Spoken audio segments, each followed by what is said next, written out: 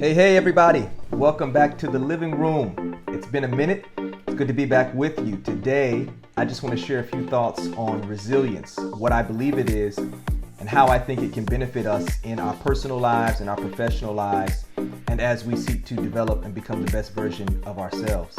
Press the subscribe button, hit the notification bell, like this video so that others can have the opportunity to join us on this journey.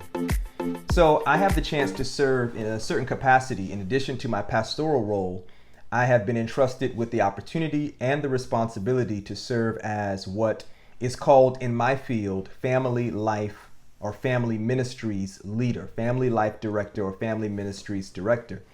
And that responsibility includes these opportunities to invest in the family life leaders on the local level, local church levels. And in addition to that, to work with them to plan and implement meaningful intervention programs for families, providing resource to families, and to support the overall initiatives. Family in all of its iterations is our objective. And on our global church website that speaks to Family Life Ministries, I noticed that the particular resource book provided this year has to do with family resilience. It was a colleague of mine, a kind of elder brother in ministry, who shared with me early in my time in ministry that every pastor needs to develop resilience. His particular doctoral work had focused on burnout amongst clergy, particularly Seventh-day Adventist clergy. And one of his contributions to literature explored the role of resilience in overcoming burnout and reassimilating into functional active ministry. And since then, my own research objectives have looked at pastoral well-being, particularly mental and emotional well-being, and the themes of resilience have come up there as well. Backdrop, right? That was all big backdrop. As I begin to ponder more and more about the role and value of resilience in our lives, I think it is essential to have kind of a working definition. So for me, here it is. Resilience is resolve to reflect on what I need to remove and what I need to replace so that I can be revived. Resilience, to me, is the resolve to reflect on what needs to be removed and what needs to be replaced so that I can be revived.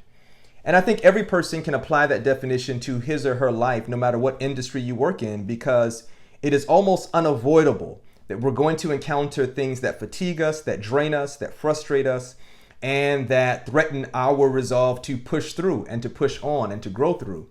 But when we have an opportunity to develop the practice of reflecting for the purpose of seeing what is it that needs to be removed and what is it that needs to be replaced. That could be an individual, that could be a relationship, it can be a habit, it can be a practice, it can be an ideology, a mindset, messaging that we're feeding ourselves.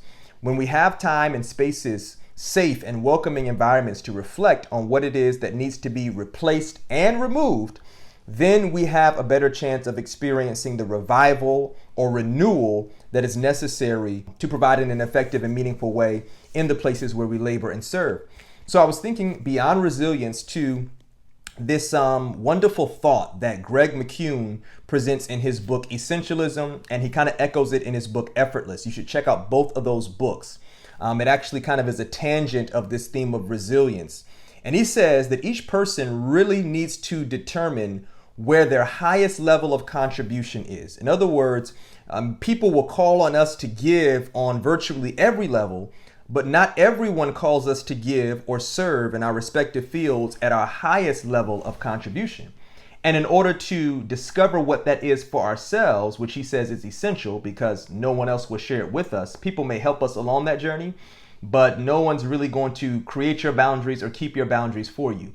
And one of the ways of discovering, determining, implementing, and keeping those boundaries is, McKeown says, discovering what our highest level of contribution is. I'm discovering that for myself.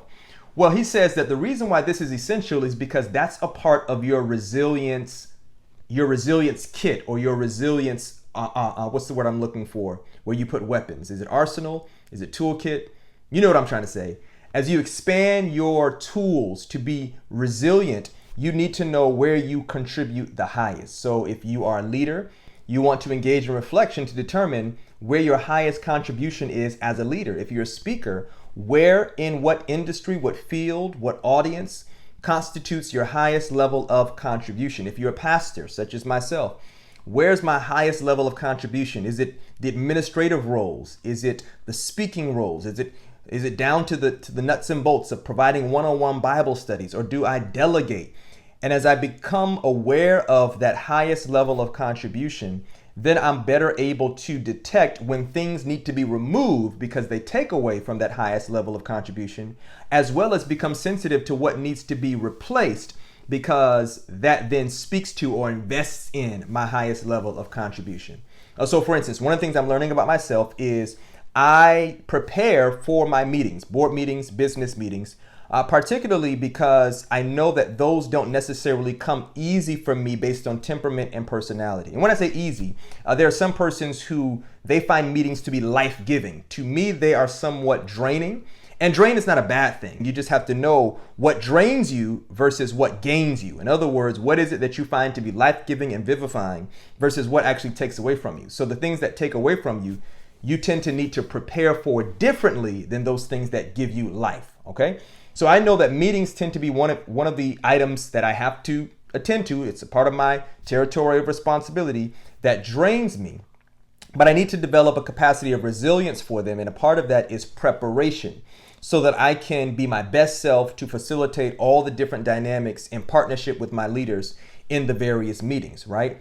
But then for other things that don't drain me, the level of preparation that I would contribute is still necessary, but the details of that preparation are a little bit different. So sometimes that would look like me finding myself in environments that I find to be enjoyable, whether it's going on a long run, a bike ride, sitting beachside, or going where there's a nice, beautiful view. And I have the chance to have a book and in my hand and I'm reading it. This is life-giving for me. It doesn't take much preparation to do it. In fact, I find any excuse I can to sit off and read. And the reading is essential because I know that if I'm going to contribute at my highest, which tends to be in an oral communication fashion, then I need to be informed. It's the age-old adage, leaders are readers. And I believe that with all of my heart. And so one of the ways that I develop my resilience kit is by trying to identify in what areas of my life do I need to replace gaps or fill in gaps with more reading material. That's just me. That's my understanding of my learning profile. Where do I find gaps and how can these gaps be replaced with reading material that enhances my capacity to contribute at a high level? Does that make sense? And then the same thing, where are the gaps in that drain lane? What takes away from me and how am I not as prepared as possible to contribute well because maybe something needs to be removed? Is it the time of meetings? Does that need to be removed and replaced with a different time? Is it the day of meeting? Is it the level of things that we try to attend to in that meeting? Are we trying to handle more things in that meeting than we need to? I need to think on this level and prepare for that. And that happens in a state of reflection. So again, to repeat, resilience, my definition, is the resolve to reflect on what needs to be removed and replaced so that I can be revived. Hey, thanks for joining me in the living room. Come on back next time as we continue to pursue the best version of ourselves together. Peace.